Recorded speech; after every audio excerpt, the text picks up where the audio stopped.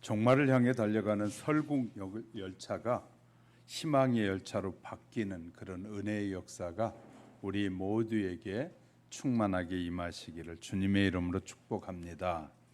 어느 날 한 소년이 산속을 돌아다니다가 독수리알을 발견하게 됩니다. 소년은 그 독수리알을 닭장 속에 알을 품고 있는 암탉 품속에 집어넣었습니다. 얼마가 지나자 병아리가 알에서 깨어나고 독수리 새끼도 태어나게 됩니다.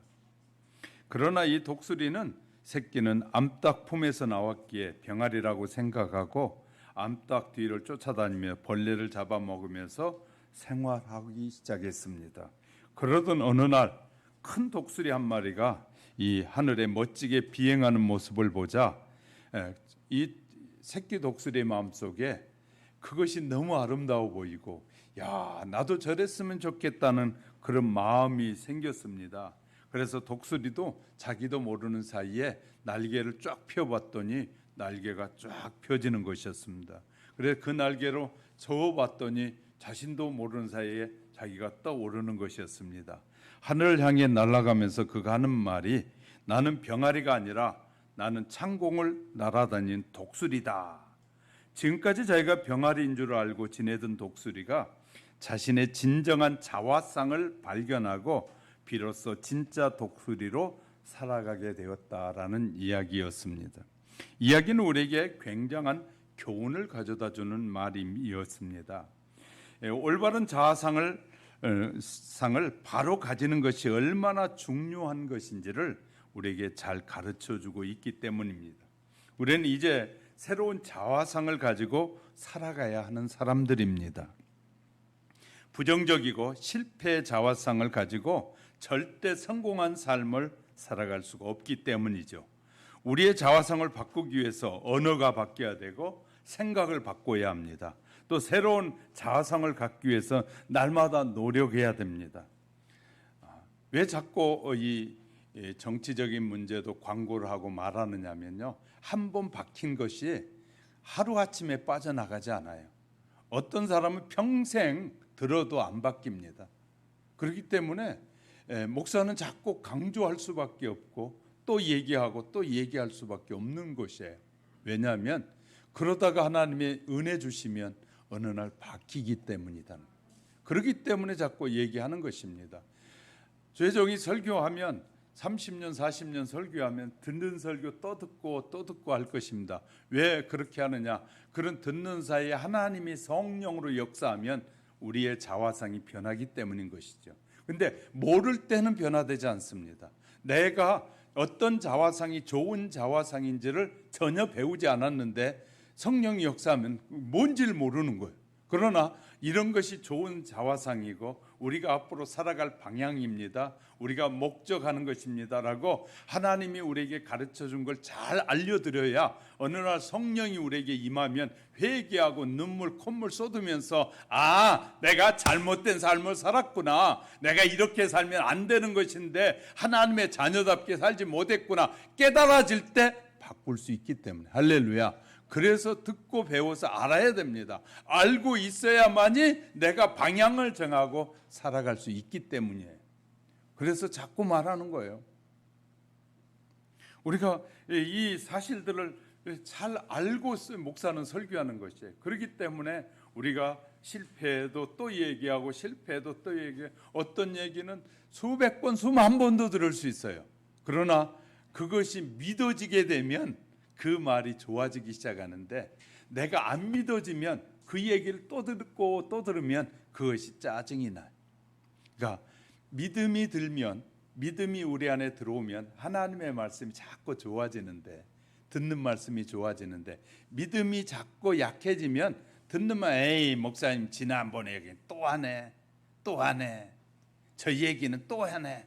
또 하네라는 말은 내가 그 말씀을 거절하고 있기 때문에 사탄이 내 안에서 그 말을 들을 때 또 하네라고 부정적인 생각을 부어넣는 것이에요. 그러니까 우리 안에 부정적인 생각을 말씀을 들 때 갖게 하는 것은 사탄이 나를 변화시키지 못하고 내가 새로운 사람으로 하나님의 사람으로 살아가지 못하도록 방해하는 것을 모르고 자기는 그것을 수용하고 앉아가지고 그래 왜 또 저런 얘기는 왜 또 하지 하고 만드는 거, 듣게 하는 거예요. 그래서 다른 좋은 말씀도 못 듣도록 귀를 막아버리게 하는. 그런데 좋은 얘기는 1000번 10,000번 들어도 좋아요. 예를 들어 볼게요. 사랑한다는 말을 1000번 10,000번 들어도 좋아요, 안 좋아요? 좋잖아요. 그런데 나의 잘못에 대한 부분을 말하면 좋아요, 나빠요? 한 번만 들어도 기분 나빠. 이것이 다른 거예요. 하나님이 우리를 사랑해서 주신 모든 말씀은 우리에게 다 축복된 양약의 말씀이거든요. 그런데 마귀는 그것을 못 듣게 하려고 나의 약점이 드러나는 걸 싫어해. 그래서 우리는 남이 약점을 말하면 매우 불쾌해하고 막 이 알레르기 반응을 일으키는 사람들이 많아요. 그것은 자기가 알레르기 반응이 일어나거든 하나님이 이 부분을 변화되라고 말씀하시는구나 이렇게 긍정적으로 생각하기 순간에 성령의 역사가 임하기 시작해요. 근데 부정적으로 그냥 받잖아요. 그럼 계속해서 성령은 역사하지 않아요. 성령은 믿음으로 긍정적으로 받아들인 사람에게 역사해서 변화를 일으키게 하시는 거예요. 이해되셨으면 아멘. 그래서요, 새로운 자아상, 저와 여러분은 세상 사람들이 살아가는 삶의 모습으로 살라고 우리를 부르시는 하나님이 아니라 세상 사람들이 사는 삶은 우리의 눈에 좋게 보일지 모르지만 그것은 멸망을 향해 가는 길이에요. 그것이 좋다고 느껴지거든 내가 믿음이 떨어지는 거예요. 우리가 좋아해야 할 것은 신앙 안에서 살고 주님이 기뻐하신 일을 잘하고 있는 것이 좋아져야 되는데 하나님이 기뻐하신 일이 자꾸 싫어지고 세상 사람들이 좋아하는 것이 좋아지는 것은 매우 위험한 착각에 지금 빠지고 있는 것이거든요. 정말 하나님의 축복은 무엇인지를 너무나 많은 사람들이 놓치고 살아가는 것이죠. 그렇다면 우리가 자아상이 바르게 세워지도록 하기 위해서 노력이 필요해. 그냥 되어지는 건 없어요. 하나님은 우리에게 그래서 기도하라고 하고 찬양하라고 하고 하나님의 말씀을 사모하라고 하고 주님의 일을 열심히 하라고 하는, 그 열심히 하다 보면 내 자아상이 성령의 역사를 통해 바꿔지게 되기 때문인 것이, 할렐루야, 바꿔지게 되기 때문에 하나님은 우리의 믿음과 노력을 통해서 변화되기를 원하실 때 축복하셔요. 변화되길 거절하고 내가 딱 마음을 닫으면 성령도 역사 안 해요. 역사 안 해요. 깨닫게는 해요. 돌아왔으면 좋겠다, 네가 깨달았으면 좋겠다. 그런데 마음을 딱 닫잖아요. 그럼 성령 역사 안 하셔요. 우리에게 선택의 자유를 주셨잖아요. 선택은 내가 그 말씀을 수용하고 받아들이겠습니다.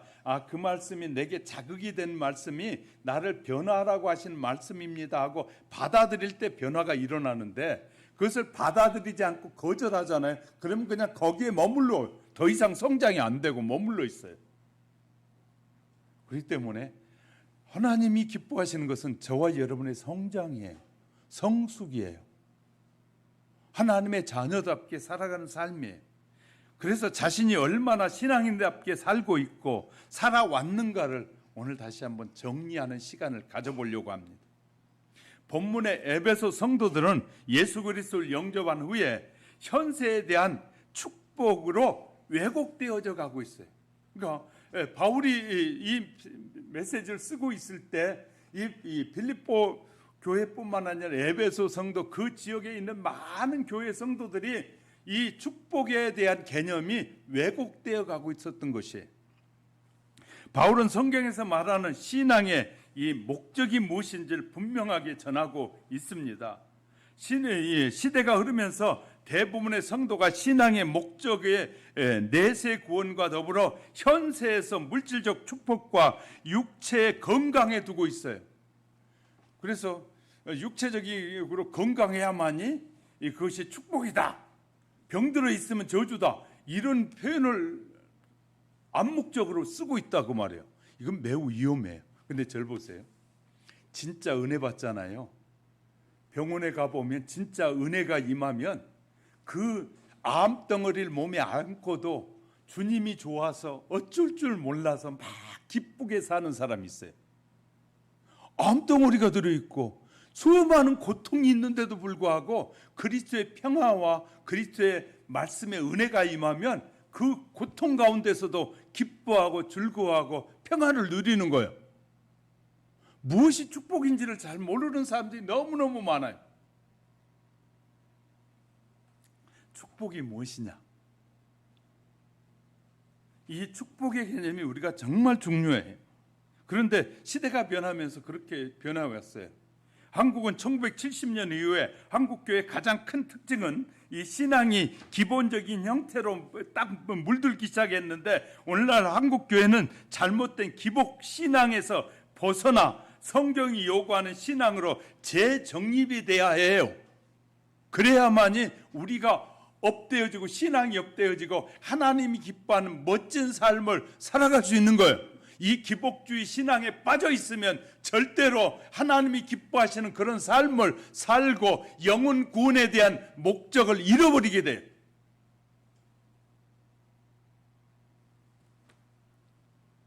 축복의 신앙의 한 요소가 좋기는 하지만 잘못 이해하면, 잘못 축복된 관으로 이해하기 시작하면 우리의 신앙이 변질된다는 사실을 잊지 마셔야 합니다. 오늘은 잘못된 축복관과 성도들이 추구해야 할 참된 복이 무엇인지를 살펴가는 시간에 성경이 말하는 신앙의 모습으로 저와 여러분이 새로워지는 은혜가 충만하게 임하시기를 주님의 이름으로 축복합니다. 첫 번째, 예수를 영접하면 인간의 근본이 변하는 것입니다. 예수를 영접하면 변한다. 예수 그리스도를 나의 주님으로 영접하는 순간 우리의 존재는 근본적으로 변하기 시작하는 겁니다. 하나님의 자녀가 되는 거잖아요. 하나님의 자녀로 변하잖아요. 근본은. 구체적으로 자아관이 변해야 되고요. 구체적으로는 우리의 인생관이 달라져야 되고, 이 예수 그리스도를 나의 구주로 고백한 사람은 우리의 가치관이 바뀌어야 되는 거예요. 바뀌어야 된다. 인생의 목표와 삶을 해석하는 관점이 달라지고 삶의 태도가 변해야 되는 거예요. 그래서 예수님을 믿는다는 고백은 말씀에 담긴 진리를 선택한다는 것이고요. 자, 내가 예수를 믿는다는 것은 이제 세상의 말에 따라 사는 삶이 아니라 하나님의 말씀을 따라 살겠습니다라고 고백하는 것이 예수를 믿는다는 고백이에요. 할렐루야. 성경을 통해서 우리에게 무엇을 가르치든 깨달아지는 말씀을 따라 살겠습니다고 하는 것이 예수를 나의 구주로 영접하는 것이에요. 예수를 믿는다는 것이에요. 그래서 존재의 변화가 삶의 변화로 이어지게 되는 것입니다. 내가 변화됐으니까, 하나님의 자녀가 됐으니까 이제 하나님의 자녀답게 살아야죠. 늘 어떤 사람들 보면요, 자기는 변함이 없다고 그래요. 그래서 거지로 살 때 삶을 그대로 살아. 돈이 넉넉해지고 집도 그래도 이제 갖춰졌는데도 늘 다 떨어지고 찢어지고 그런 곳에 살면서 그냥 남에게 얻어먹으려고 그냥 달라고 집에 갖다 쌓아놓고도 이것을 쓸 줄도 모르고 이것을 어떻게 나눌 줄도 모르고 그냥 쌓아놓기만 하면서 계속 얻어먹고 그냥 남에게 가서 구걸하고 사는 그런 어처구니 없는 사람들이 많이 있어요. 그것이 삶에서만 아니라 지식에서도 그러고 우리의 삶의 영향력에서 그런 사람이 얼마나 많이 있는지 몰라요. 자, 가정, 일터, 생활의 전반에서 하나님의 사람다운 모습이 나타나고, 그로써 주변에 거룩한, 우리를 통해서 하나님이 원하신 것은 거룩한 영향력을 미치는 거예요. 믿지 않는 사람들이 우리를 보면서 그래, 믿음의 사람은 저렇게 살아야 돼, 나도 믿으면 저렇게 믿어야 되는데, 우리가 자꾸 세상 사람을 보면서 저런 게 행복한 것이구나, 저런 것이 좋은 것이구나, 저런 것이 정말 행복해 보이네 하고 거기에 따라가려고 하는 믿음의 사람이 가치관이 정확하게 정립되어 있지 않으면 세상에 살아가는 삶이 좋아 보이는 거예요. 자꾸 내 눈에 들어오고. 그러면 내가 지금 유혹을 받고 있는 것이거든. 우리가 세상 사람들이 좋은 것이 좋아진다면 나는 유혹을 받고 있는 거예요. 좀 다르게 생각해 볼 수 없을까요? 하나님은 저와 여러분 부르신 것은 너희는 하나님의 자녀답게 살고 하나님의 자녀답게 행동하고 하나님답게 말해서 그들이 믿지 않는 그들이 하나님의 자녀다움이 좋아서 나를 통해서 예수를 믿게 하시려고 우리를 부르셨다는 거예요. 그런데 자꾸 우리는 세상을 닮아가고 싶은 거예요. 세상 사람들이 사는 모습이 행복해 보이고 세상 사람들이 누리는 것이 행복해 보인다면 저와 여러분 지금 마귀의 유혹을 받고 있는 것이에요. 마귀는 그렇게 유혹하는 거예요. 저와 여러분을 유혹해서 그것이 행복이고 그것이 축복이라고 느끼게 하는 것입니다. 예수를 믿는 사람과 예수를 믿지 않는 사람의 차이가 과연 무엇인지 아십니까? 그래서 목사도 늘 예수 믿는 사람인지 안 믿는 사람인지 이렇게 헷갈릴 때가 많이 있어요. 목사님들 모임에도 가서 만나보면 설교는 너무너무 잘해서 막 방송에 나와 설교를 막 빵빵 때리고 하면서 대단하게 영향력을 미치는데 삶의 현장에서는 예수를 믿는 사람인지 안 믿는 사람 도대체 구분이 되지 않을 때가 있는 사람들이 많아요. 그러니까 어이없는 것이죠. 그러니까 교회 안에서는 거룩한데 교회를 나가기는 순간에 삶의 현장에서는 세상에서는 전혀 이 그리스도인이라 하나님의 자녀라는 향기를 품어내지도 못하고 그런 모습을 드러내지 못하고 사는 것이 거룩한 것이라고 생각한다면 성경에 정말 잘못 오해하고 있는 삶인 것이에요. 하나님이 왜 우리를 부르셨는지에 대한 의미를 깨닫지 못하는 것이에요. 지금까지 살아온 삶의 잘못된 축복관이 달라져야 한다는 것이 성경의 주장이에요. 성경은 이렇게 말해요. 너희가 변하길 원한다는 거예요. 저와 여러분이 예수 그리스도를 믿는 하나님의 사람들이 변화되길 원하는데 세상 사람과 똑같은 것이 아니라 세상 사람들이 너희같이 닮아가고자 하는 삶으로 변화되기 원한다는 거예요. 우리가 세상 사람들을 향해서 야 저렇게 하는 게 행복해 보이네 그것이 아니라 세상 사람이 우리가 사는 모습을 보면서 야 저렇게 예수 믿는 사람이 저런 것이구나 하고 희망을 줘야 되는데 우리가 세상을 향해 희망을 갖는 것은 이건 타락하고 있는 우리의 모습인 것이에요. 바울은 우리에게 이런 부분을 명확하게 설명해 주고 있어요. 자, 그러면 무엇이 바뀌어야 할까요? 물질적 축복관이 변해야 합니다. 해방 이후에 사회의 급속한 변화와 경제적인 성장은 모든 사람이 배금주의를 신봉하게 하였고요. 많은 물질을 얻는데 모든 정신을 쏟게 만들고 있어요. 이와 더불어 성도들 물질의 축척에 관심을 가지게 되고 교회 내에서 신앙의 크기와 물질의 축복의 비례 관계를 당연시하게 돼요. 저 사람 부자가 된 건 믿음이 좋아서 부자가 된. 성경이 믿음이 좋아서 물질이 풍성해졌다고 말하는 데가 어디 있어요? 정말 어처구니 없는 말들을 방송에서 쏟아내는데 그 방송을 듣고 아멘 하면서 우리 목사님은 딴소리야 그런 소리. 성경적이냐 아니냐.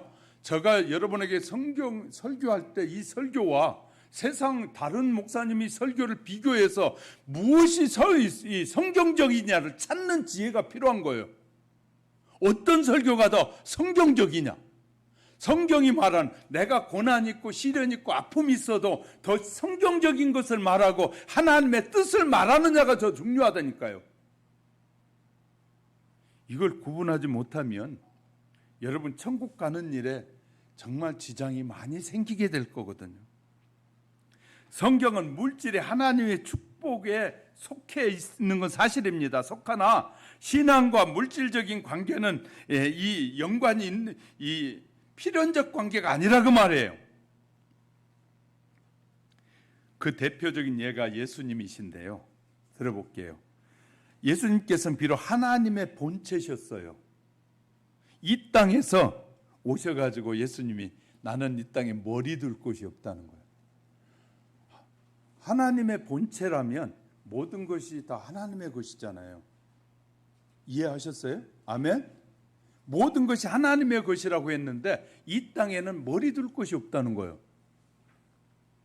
자, 물질을 모으기 위해서 노력하지 않으셨어요. 주님이 오셔서 막 물질 모으고 물질을 막 쌓고 하는 일에 예수님이 그거에 관심 있는 거 아니에요. 예수님의 관심은 거기에 있지 않았어요. 오병이어의 기적을 통해서 5,000명을 먹인 사건을 통해서도 그 속에 담긴 구원의 풍성함을, 구원받는 백성들은 굶지 않고 마음껏 누리고 하나님이 다 채워주신다는 걸 말씀하려고 오병이의 기적을 통해 보여주신 거예요. 하나님 안에는 일이 풍성하다는 걸 보여주려고 오병이의 기적을. 그런데 예수님이 오병이의 기적을 행하자 사람들은 예수님은 우리의 왕으로 세워놓으면 우리는 그냥 거저먹고 살겠다. 그러니까 예수님이 그 자리를 피하시잖아요. 예수님을 믿었다고 거저먹고 사는 거 아니라니까요. 그것과 다르다는 사실이에요. 자, 바울도 볼게요. 바울도 굉장한 부자였어요. 부자였던 바울이 예수를 믿고 나니까 자기 모든 부자, 바울의 내역을 살펴보면 부모님이 바울이 예수 믿는다 하니까 이 정통 기독교 이제 유대교에서 떠나게 되니까 그 아버지가 바울에게는 단 하나의 유산을 주지 않았어요. 다 다른 자녀들에게 주고 바울에게는 단 하나의 유산도 남겨주지 않았어요. 그러자 바울은 자기가 배웠던 천막 치는, 천막을 만드는 기술을 통해서 그거 일해 가지고 쓰고 일해 가지고 쓰면서 살고 있었다고 기록해 놓고 있어요.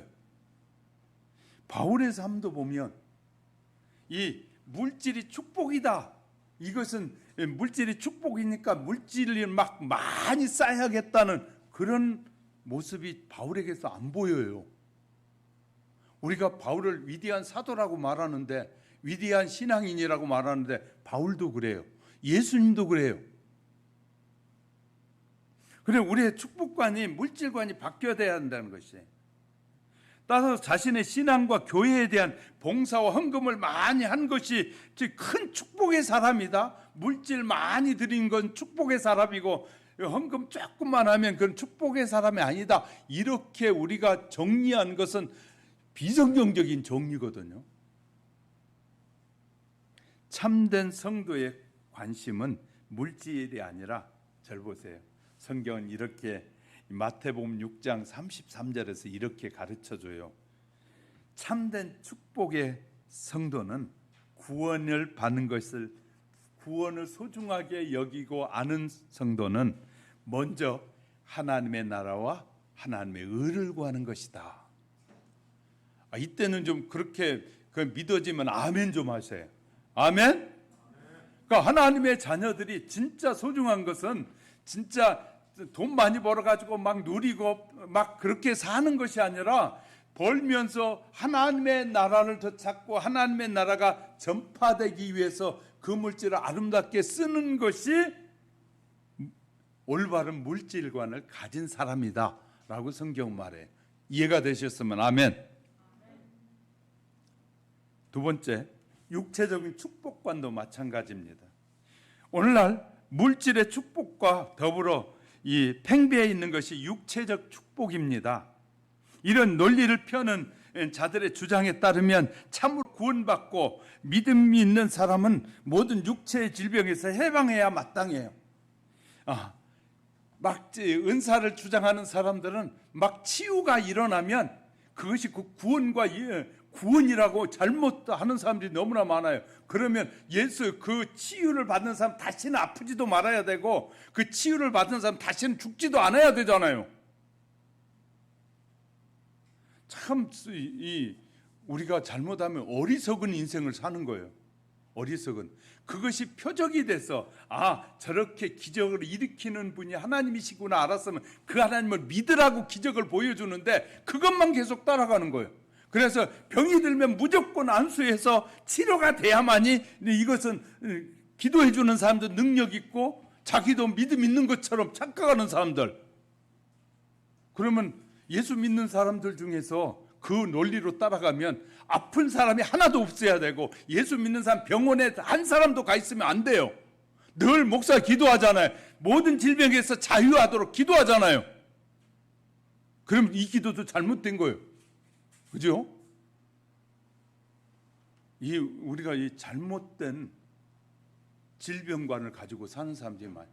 한 번의 치료가 또 두 번의 치료가 하나님께 더 의지하고 하나님께 나아가는 기회가 돼야지 늘 이것이 신앙이 돼버리면 얼마나 위험한지 몰라요. 이해가 되셨어요? 자, 한번 체험을 했어. 하나님이 치료해 주시는 경험을 얻었어요. 그 다음부터는 그러니 그 하나님을 알고 배우고 그 하나님을 섬기는 자의 삶을 살라고 경험하게 했는데 늘 그거 아니면 믿음이 없는 것으로 착각하면 안 된다 그 말이에요. 이해가 되셨어요? 이런 바울 사도는 자신의 육체의 질병이 있었어요. 그래서 3번이나 하나님 앞에 기도했더니 하나님이 내 은혜가 내게 족하도다. 네가 질병이 있어야만이 겸손하게 주님을 잘 섬기고 그 사역을 잘 마무리할 수 있겠다라고 말씀하셨다는 거예요. 내가 기도해도 질병이 치유되지 않은 것은 내가 그것이 있어야만이 내가 연약함이 느껴져야만이 하나님을 더 의지하고 하나님의 치료해 달라고 기도하고 하나님을 의지하게 하려고 남겨놓으신 것이란 말이에요. 할렐루야. 우리가 이제 이 성경을 잘못 이해하게 되면 엄청난 오류를 범하는 사람들이 너무너무 많은 것이에요.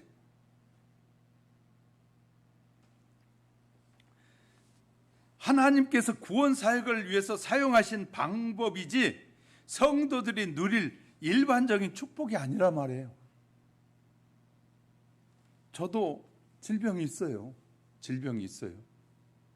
저가 질병이 있으니까 나를 위해서 기도하겠어요? 안 하겠어요? 기도하니까 지금 이렇게 버티고 사는 거예요. 기도하지 않았으면 진작 죽을 수 있어요. 기도하니까 맡겨진 사명을 감당하게 하시려고 힘을 주시고 건강 유지하게 하셔서 살게 하시는 거예요. 그런데 완벽하게 치료되어져서 그냥 아무 질병 없이 그냥 완전해져라. 그러면 교만해져요. 그러면요, 그 사람은 자기가 대단한 것처럼 착각해서 결국은 하나님에게서 떠나는 사람이 돼요. 그래서 하나님이 남겨주셨다고 말씀하시죠. 우리 축복이요, 이 육체적인 축복관도 달라져야 돼요. 올바른 축복관으로 바뀌어져야 한다는 것이에요. 우리가 하나님의 사람다운 모습으로 살지 못하는데 여러 가지 이유가 있습니다. 많은 사람이 말씀보다 자신의 신념, 자기의 환경을 말하고요, 꿈을 따라 살아갑니다. 지금껏 살아온 방식대로 현실에 적응하면서 편안하게 신앙생활을 하려고 합니다. 게다가 고난이 오면 기도해도 소용이 없구나, 예수 믿어도 별 수 없구나, 신앙하면서 신앙에서 점점 멀어지는 계기로 삼는 수가 많아요. 그래서 이제 질병이 오래되잖아요. 그러면 차츰차츰 다른 거 따라다니기 시작하는 거예요. 그러다가 어느 날 교회 안 나오기 시작하고 예수도 배반하기 시작해요. 그런 유혹에서 빠져서 이제 질병 때문에 이제는 뭐예요? 하나님을 질병을 의지하라고 주신 질병인데 질병 때문에 하나님에게서 멀어져. 그래가지고 이제 어느 날인가 교회도 불신하기 시작하고 하나님에게서 멀어져 영원한 지옥을 향해 가는 거예요. 당시 예배소에 정치적인 로마 황제를 숭배하는 흐름이 있었어요. 사회, 경제, 문화는 아담의 여신 숭배로 이미 구조화되어 있어요. 황고 도시에 유동인구가 많아요. 쾌락과 술과 돈이 주인이 되는 그런 곳이었어요. 이처럼 모든 면에서 세소가 된 그 에베소에서 예수 믿는 사람은 어떻게 살아야 했고 어떤 선택을 해야 하는지를 바울을 통하여 말씀하고 있는 거예요. 예수 믿는 자녀들이 이 변화를 통해서 우리들의 마음속에 근본적인 변화가 충만해지기를 원한다는 거예요. 저도 여러분에게 이런 변화가 여러분에게 충만해지시기를 주님의 이름으로 축복합니다. 아멘 안 하시면 여러분의 믿음이 자라지 않을 거예요. 정말 귀하고 바른 말씀을 증거할 때 아멘으로 화답해야 여러분의 마음의 믿음도 자꾸 성장해 가게 될 것입니다. 있습니까? 구원의 참된 축복이 마음에 들어와야 돼. 4절 5절에 잘 보세요. 4절 5절을 보세요. 곧 창세전에 그리스도 안에서 우리를 택하사 우리로 사랑 안에서 그 앞에 거룩하고 흠이 없게 하시려고 그 기쁘신 뜻대로 우리를 예정하사 예수 그리스도로 말미암아 자기의 아들들이 되게 하셨으니, 벌써 하나님이 예정하셨다. 창세전부터 하나님이 예정하셔서 우리를 부르시기로 예정하셨다는 거예요. 그래서 우리로 하여금 하나님의 그 사랑 안에서, 그리스도 안에서 하나님의 자녀가 되게 하시려고 예정하셨다는 거예요. 그러면 하나님의 자녀답게 우리가 살아야 된다는 말을 하고 있는 거예요. 믿음으로 주어진 구원의 축복이 무엇이냐? 본문에서 하나님께서 우리에게 주신 복을 창세전부터 택하고 예수 그리스도로 말미암아 하나님의 아들이 되게 했다고 증거하면서 현세 유한하고, 현세는 우리가 사는 세상은 유한합니다. 곧 끝이 온다 그 말이에요. 뿐만 아니라 지금 이곳저곳에서 전쟁의 징후들이 일어나고 있어요. 그래서 명분 쌓기를 하고 있는 부분들이 많이 있어요. 이곳저곳에서 명분을 쌓았다가, 그래야 다른 사람이 전쟁을 해도 그래 그 전쟁은 해야 돼 하고 그렇게 긍정으로 하기 위해서 명분을 쌓는 지역이 몇 군데가 지금 있어요. 전쟁을 준비하고 있다고 말이에요. 이렇게 하고 있죠. 그래서 이 세상은 자연도 영원한 자연이 없어요. 보세요. 이 옛날하고 우리가 얼마나 많이 달라졌는지 몰라요. 대한민국이 근 1도 이상이 1도 가까이가 올라갔다고 그러잖아요. 그래서 우리는 영원한 사계절이 있는 그런 나라에 영원히 사는 것 같았는데 지금은 달라지기 시작했어요. 겨울이 짧아지고 이제 여름이 길어지고 지금 변화가 일어나고 있어요. 우리도 모르는 사이에 엄청난 자연의 변화가 일어나고 환경의 변화가 일어나고 사람도 바뀌고 있어요. 변하고 있어요. 문화가 변하고 있어요. 옛날엔 부모에게 순종하는 것이 이 좋은 문화였는데 지금은 자기 멋대로 사는 것이 좋은 문화라고 지금 사람들은 홍보하고 거짓된 것들을 막 가리키고 있어요. 그런데 얼마나 많은 사람들이 그것에 이 현혹돼서 따라가고 있는지 몰라요. 그래서 그런 문화를 자꾸 따라가니까 가정이 무너지기 시작했어요. 가정이 무너진다는 것은 이 인간 공동체가 무너져가고 있다는 말이에요. 가정이 무너지는 건 인간 공동체가, 앞으로의 미래의 공동체가 무너지고 있다는 것이에요. 근데 제가 이렇게 말하면 무슨 말을 하는지도 모르는 사람이 있을까 봐 걱정이 될 때가 많아요. 그러니까 목사에게는 하나님이 이런 것도 다 보게 하시는 거예요. 말씀을 통하여 가르쳐주고 보게 하시는 거예요. 하나님께서. 자, 죽음과 질병, 우리가 생각하지 못한 질병이 일어나서 세계를 휩쓸기 시작하고 갖가지 환경의 변화가 일어나고 있잖아요. 이거는 우리가 사는 이 세상은 유한해요. 물질도 제한적이에요. 일시적인 축복이에요. 죽음 후에 있을 심판은 엄중하고 내세는 영원하다고 성경은 우리에게 확실하게 가르쳐요. 우리가 사는 세상은 유한하지만 하나님의 나라는 영원하다라고 확실하게 가르쳐주면서 유한한 세계가 영원한 세계를 준비하는 시간이다라고 말씀하고 있단 말이에요. 따라서 하나님은 그를 믿는 자들에게, 예수를 믿는 자들에게 심판에서 구원하셔서 하나님의 자녀가 되게 하고 죽음과 질병과 눈물이 없는, 그래 계시록 21장에 말하잖아요. 구원의 축복, 그런 구원의 축복을 주실 것을 약속하고 있는 거예요. 그러면 우리는 이 땅에서 육체적인 고난과 물질적인 빈곤 속에서도 참된 하늘의 참된 복을 기뻐하고 그리스도 안에 있는 구원을 바라봐야 한다고 말해요. 참된 복음을 통해서 그리스도의 평화가 믿음의 사람들의 마음속에 들어오게 되는 거예요. 저와 여러분이 믿을 때, 하나님을 믿게 될 때 이 부자를 보면서도 절대 부러워하지 않게 되고, 믿음이 생기게 되면 이 엄청난 권력의 사람이 부러워가지고 나도 저렇게 살아야지 그런 마음도 안 들게 되는 거예요. 믿음이 들어오기 시작하면. 저것은 거짓되고 왜곡된 삶이고, 얼마 가지 않아서 그 자리에서 내려와야 비참해져야 될 때가 오는 거예요. 자기가 한 일에 대한 심판을 받아야 할 때가 오는 거예요. 금방. 자유민주주의 국가에서 우리나라 사람들이 이 포악한 세력에 의해서 잡혀있던 사람들이 왔으면 그를 재판해가지고, 자유민주주의의 법이 그렇게 돼 있어요. 그가 죄가 있는지 없는지를 다 법원에 따진 다음에, 법이 죄가 있으면 그는 감옥에 가야 되고, 죄가 없으면 그는 바른 삶을 살도록 자유를 줘야 한다고 우리 헌법에 되어 있는데, 대통령은 그 헌법을 어기고 지 멋대로 그냥 사람을 죽이고 내버린 죽인 살인자예요. 법을 지키지 않고 그렇게 내어주는 것은 살인자란 말이에요. 대통령이 살인자예요. 왜 이런 말을 못하는지 모르겠어요. 그래서 나쁜 놈이라고 자꾸 제가 얘기하는 거예요. 전쟁도 필수 불가결하면 해야죠.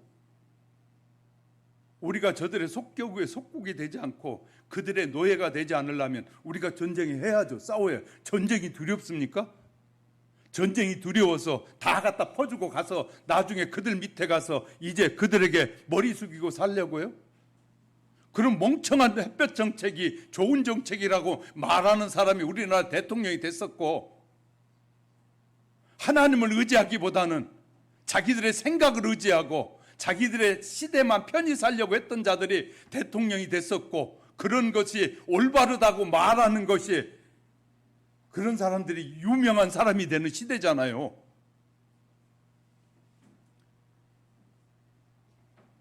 우리는요, 하나님의 자녀는 바른 말을 해야 되고 옳고 그름이 무엇인지를 바르게 말해야 된다고 말해요. 언제 죽을지는 모르지만 죽을 것인데 전쟁이 두려워서 남에게 비열하게 가서 손바닥 비비고 그 앞에서 무릎을 꿇냐고요. 인생은 한 번 죽는 것인데, 그렇게 해서 자유를 얻은 나라가 없어요, 세계적으로. 지금 역사 속에서 그렇게 해서 무릎 꿇고 가서 빌고 조공 바쳐가지고 그 참된 자유를 얻은 나라가 하나도 없다고요. 세계 역사 속에도.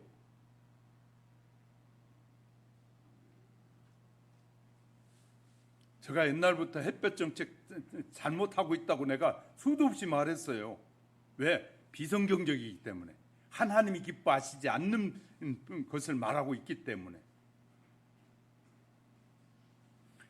좀 성경을 아는 사람이라면 하나님이 뭘 말씀하시는지, 하나님이 왜 이런 말씀을 하시는지를 알고 배워야 되고 따라가야 되는 것이, 이것이 하나님의 자녀예요. 구원을 통한 참된 진리가 우리 마음에 들어오면, 잘 보세요. 두려워하거나 염려하거나 걱정할 이유가 없어요. 그리스도의 평안이 우리의 마음을 사로잡으면 모든 삶에서 자유로워지는 거예요. 하나님의 자녀라고 자기가 입으로 말하면서 세상 법을 앞세우는 사람이 있다면 믿음 없는 놈이에요. 믿음 없는 삶을 사는 인간들이에요. 하나님의 자녀는 내가 하나님이 예수님을 믿는다고 고백했으면 하나님의 말씀의 법이 우선순위여야 돼요. 맞으면 아멘 해봐요. 세상의 법이 앞서면 그냥 가시고요.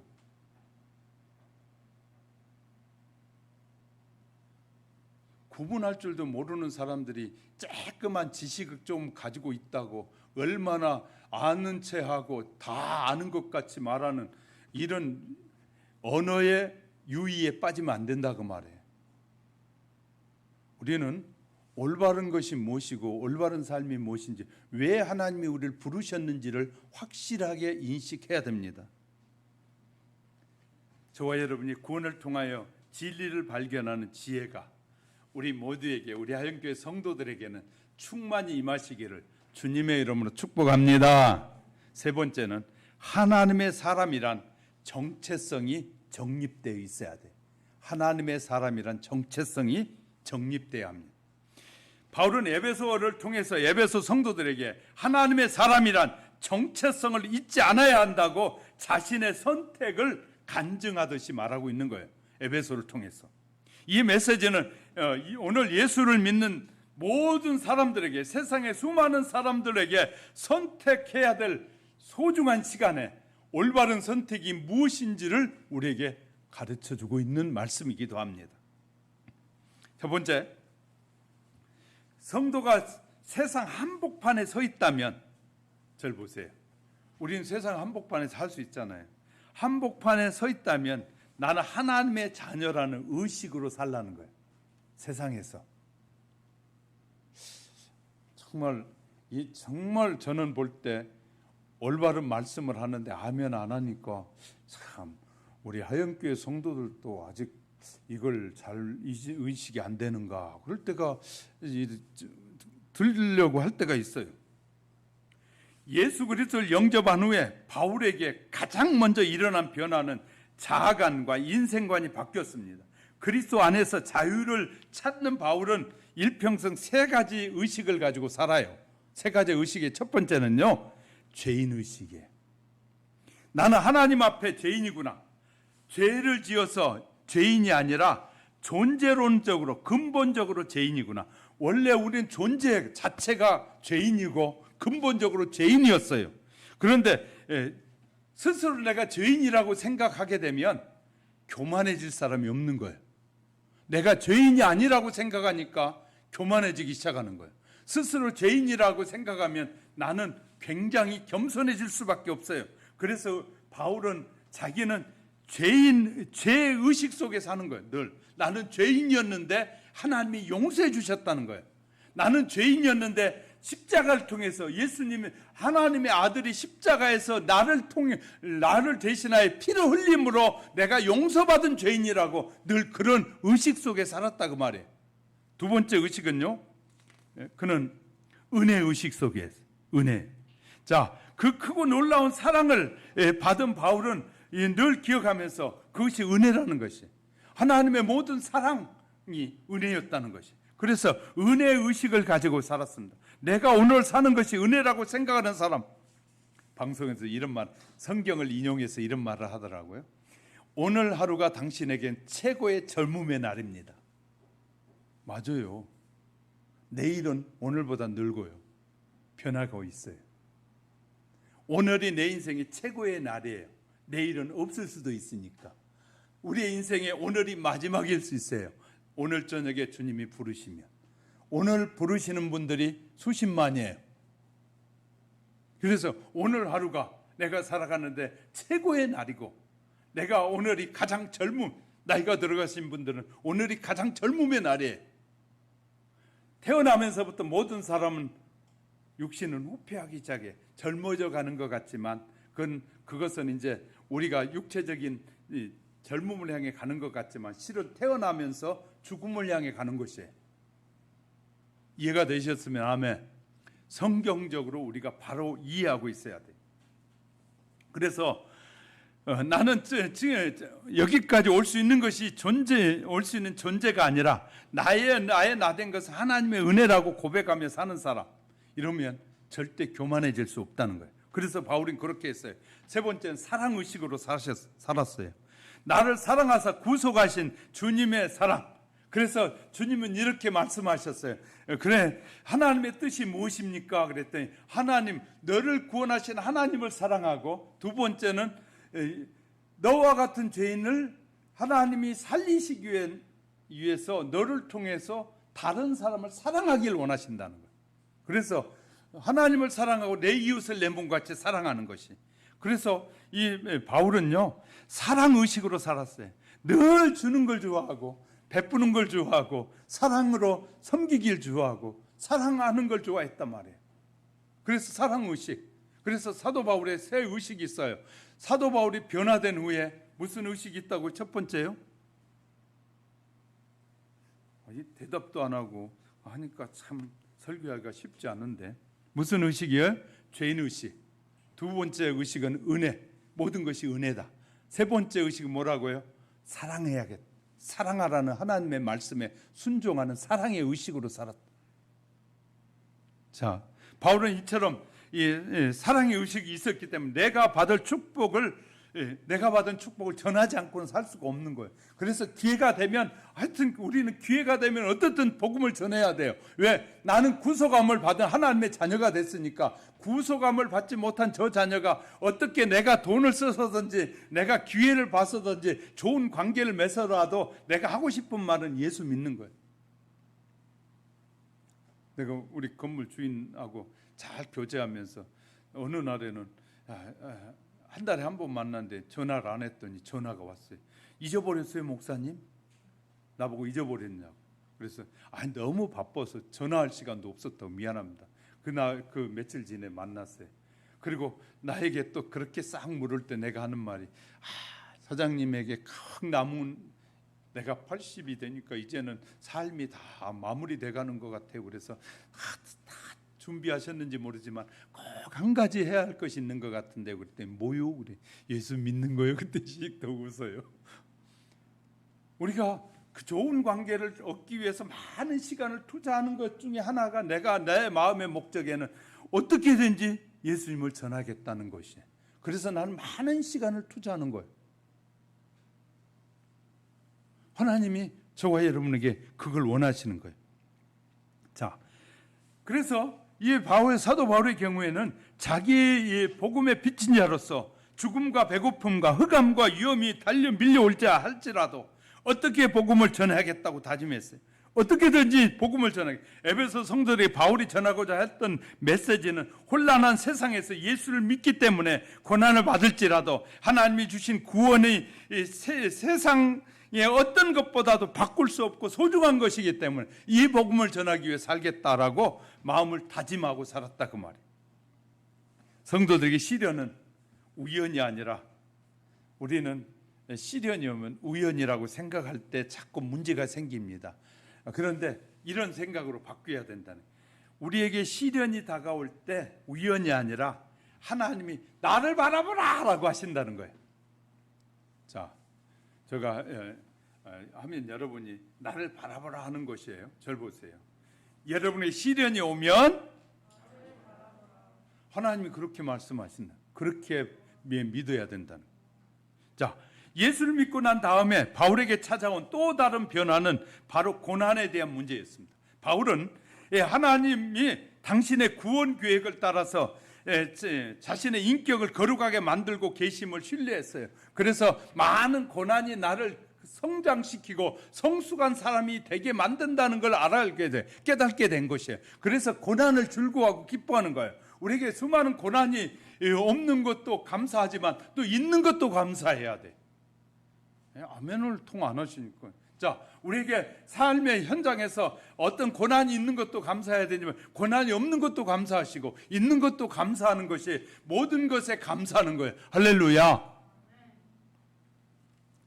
중요한 얘기를 지금 말씀드리고 있는 거예요.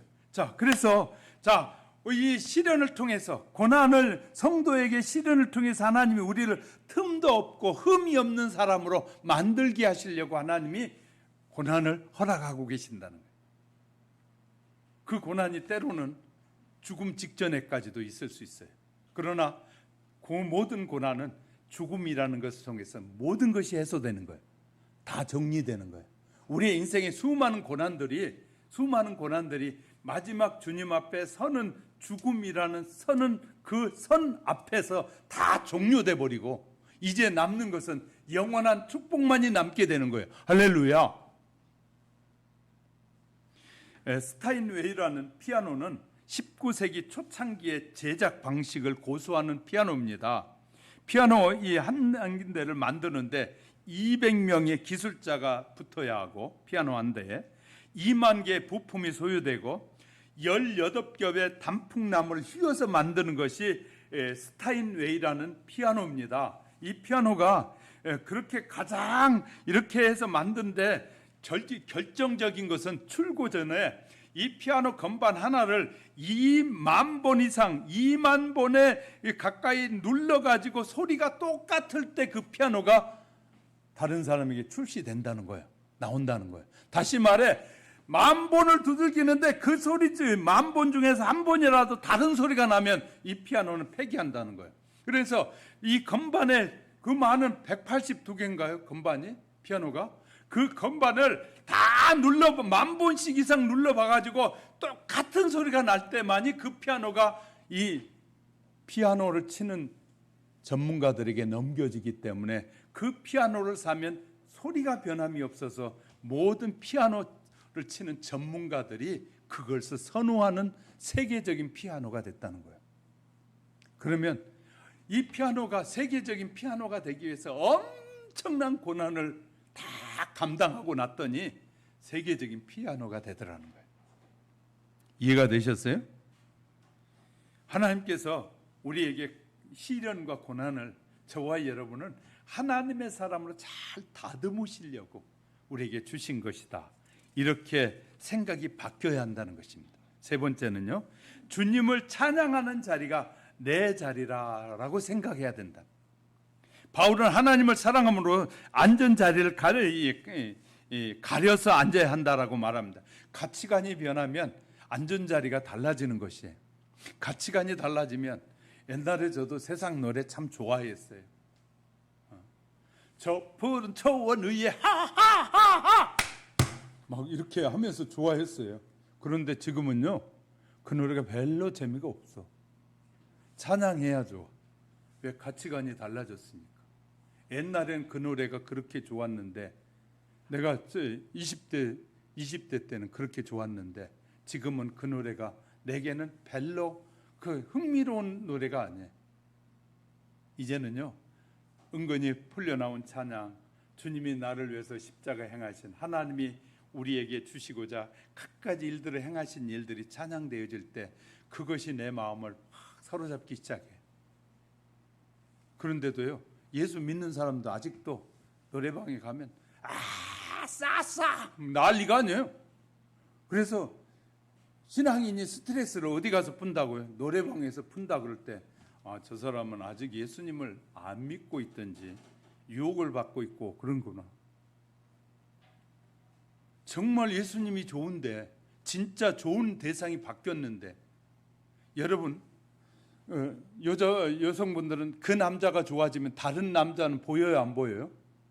안 보이잖아요.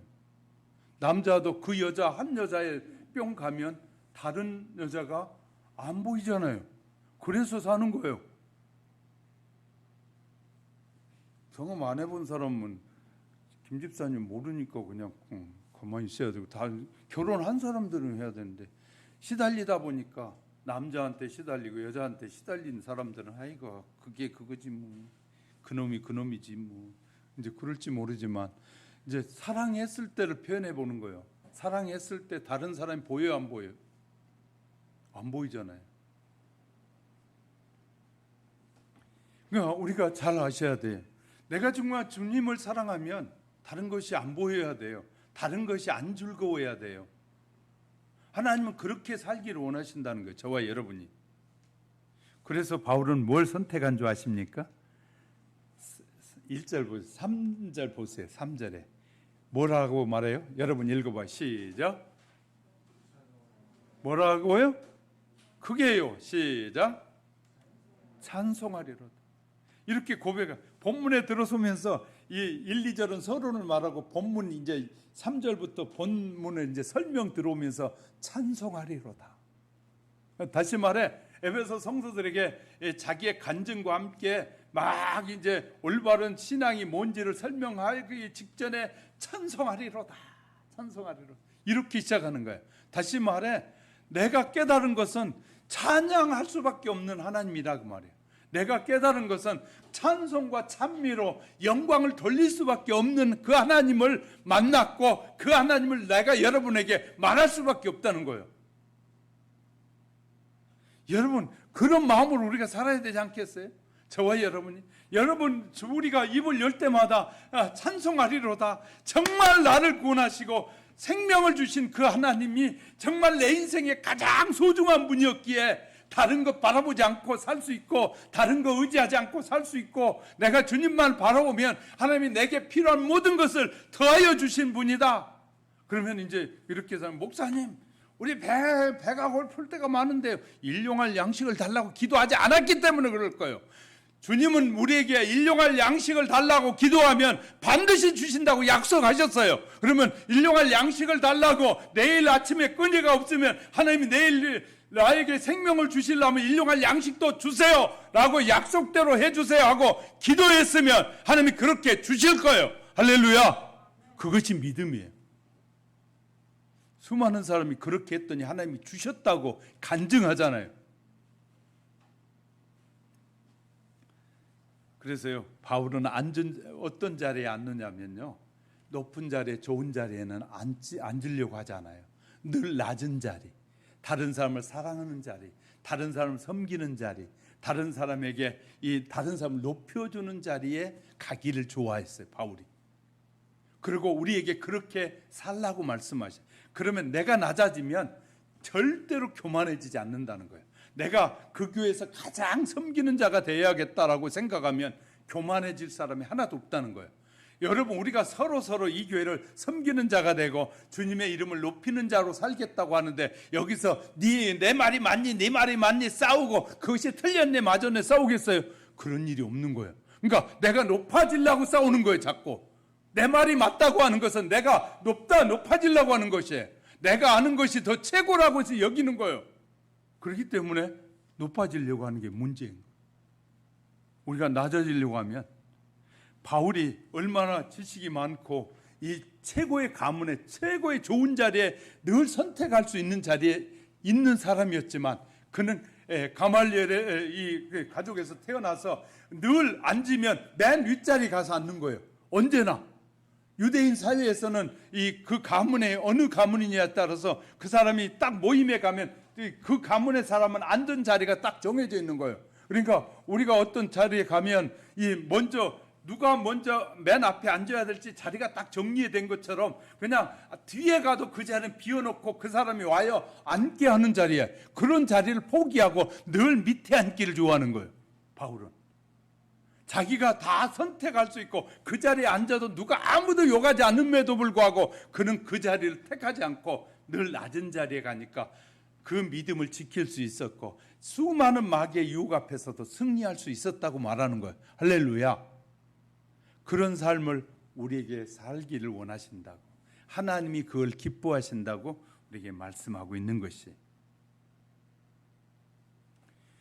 어떤 자리에 앉지 못해서 화를 내는 사람, 그 자리는 내 자리인데 왜 차지해서 하고 덤비는 사람들, 왜 내가 남편이 됐더라면 그냥 내 마음대로 휘두를 텐데 내가 여자가 돼서 못 휘두르는 게 막 안타깝다. 그런 것은 복음을 잘 못 이해한 거예요. 아직도 나를 여자로 태어나게 하신 하나님의 섭리를 모르는 사람들이, 가정에서 남자를 위에 받고 올라가서 남자보다 위에 서고자 하는 사람은 아직 자기를 하나님이 여자로 이 세상에 보내신 뜻을 아직도 모르는 사람이에요. 그 사람들이 정치에 나오고 밖에 나와서 활동하면 사람들은 나도 저렇게 되고 싶어 하고 막 그 집에 가서는 남편을 자기 종으로 여기는 그런 여자들은 그건 하나님의 뜻을 잘 못 이해한 거예요. 성경을 알면 그럴 수 없어요. 아무리 높은 자리에 있어도 집에 가서 남편이 있으면 남편 앞에 거기에서 자기가 아내의 자리로 갈 줄 아는 사람이 제가 볼 땐 지혜롭고 하나님이 기뻐하는 사람이 되는 거예요.